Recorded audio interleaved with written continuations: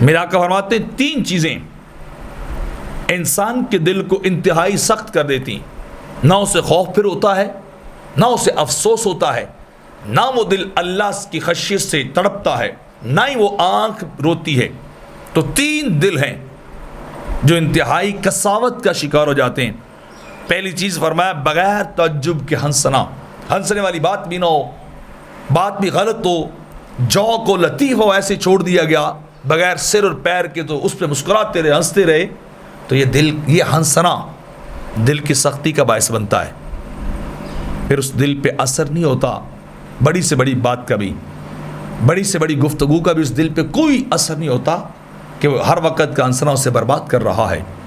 اور دوسرا فرمایا بھوک کے بغیر کھانا، ہر وقت کھاتے ہی رہنا، کھاتے ہی رہنا، کھاتے ہی رہنا۔ یہ کھانا بھی انسان کے دل کے مردہ ہونے کی وجہ ہے، سبب ہے، دل مردہ ہو جاتا ہے۔ اور تیسری چیز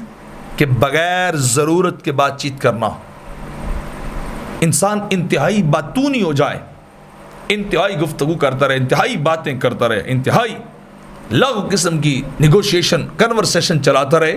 تو دل کے مردہ ہونے کے لیے یہ 3 سبب ہیں۔ آخری باتونی ہونا ہے کہ یہ 3 سبب انسان کے دل کو کیا انتہائی زنگ آلود کرتے ہیں، انتہائی ہارڈ اور سخت اور کساوت والا کر دیتے ہیں کہ پھر آپ جتنی گفتگو پیاری کر لیں، جتنی رقت امیز گفتگو کر لیں، خوف والی کر لیں،